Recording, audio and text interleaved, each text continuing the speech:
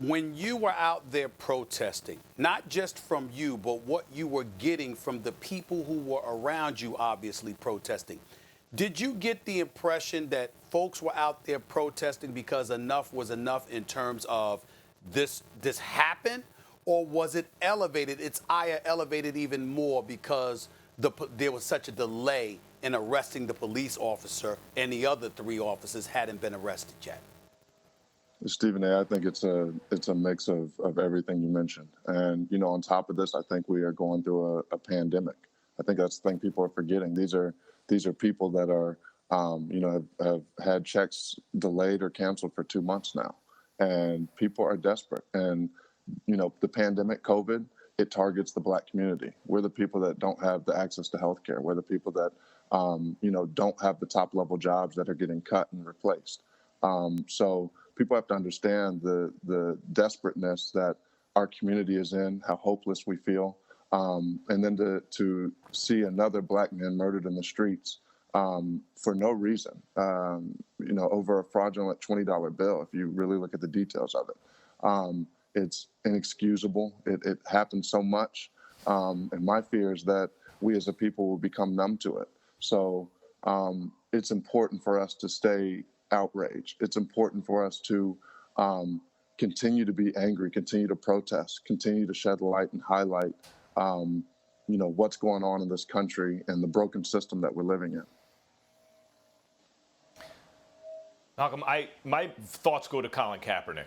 And not to make this all about one person, obviously, but I think of Muhammad Ali, who protested the Vietnam War, refused induction, and was obviously glorified by the oppressed and villainized in the mainstream. Then when the tide of public opinion shifted against the war, Ali became this incredible transcendent hero because people saw what he was willing to give up for that cause. Now I look at Kaepernick. Same sort of thing, not to the extent of Ali. But he chose a subject, and you mentioned, look, we're in the middle of a pandemic, there's systemic racism, and all of that underneath, right? But that point of inflection, the point where it starts a conflagration, can be an emotional issue like law enforcement interactions with communities of color. And that is what Kaepernick was protesting. And then we see that this entire country is now metaphorically and sometimes literally on fire about this issue of police brutality because it was witnessed on video. Have you thought of Kaepernick in the last several days? Have you talked to people? Is he on anyone's mind? Absolutely. Kaepernick is our present day Muhammad Ali. He's a guy that was at the top of his game in his field and sacrificed all that for his people, sacrificed all that to see his people move forward and to make progress. I think in the past, not after the civil rights, sort of in the 2000s, I think we've had leaders that have been interested in maintaining the status quo, and that has to change. We have to be more interested in progress and pushing forward and making leaps and bounds and getting real equality. And that's what Kaepernick has done.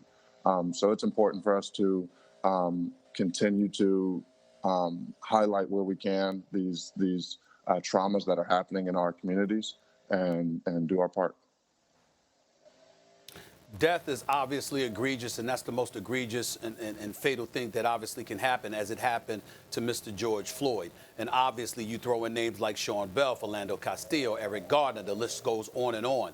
But I'll also ask this question, Malcolm, as it pertains to somebody, for example, like the white woman in Central Park, Miss Amy Cooper, that sat up there and said, I'm going to call them and I'm going to tell them an African American is threatening me. I want to know, while you were out there with folks protesting, did people bring those kind of things up? Because usually the only reason I ask that question, Malcolm, is because people are quick to say, although one death is too many, in the grand scheme of things, the numbers are not that high. And I think what people are missing is that black folks are also complaining about the things that lead up to the kind of nonsense that's been taking place from a fatalistic perspective with these deaths. When you see how black men are projected, has that been a big conversation amongst you all?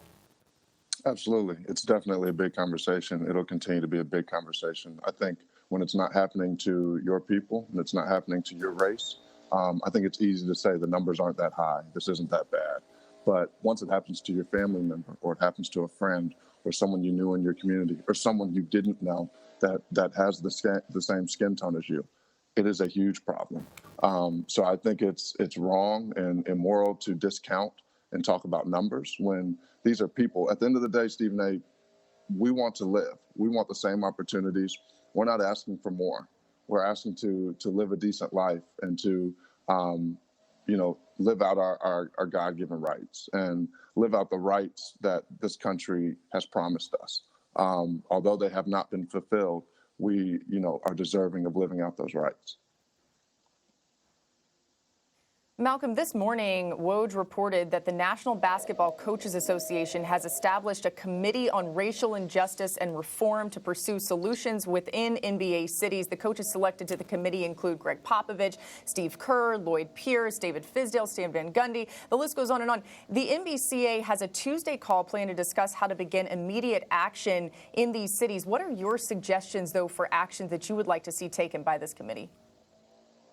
I think there's short-term and long-term actions that can be taken. Starting long-term, I think people of color have to vote. I think that's something huge for us. We have to vote on every level, the local, the state, and the federal level. If we want to see change, it starts from the top down. It starts with our leadership and our politicians. As far as change tomorrow, as far as pushing the conversation forward, Black people are impatient at this point. That's why we see so much of what's going on. Black people are at the end of the rope. We have, no other means to sort of demonstrate how we feel.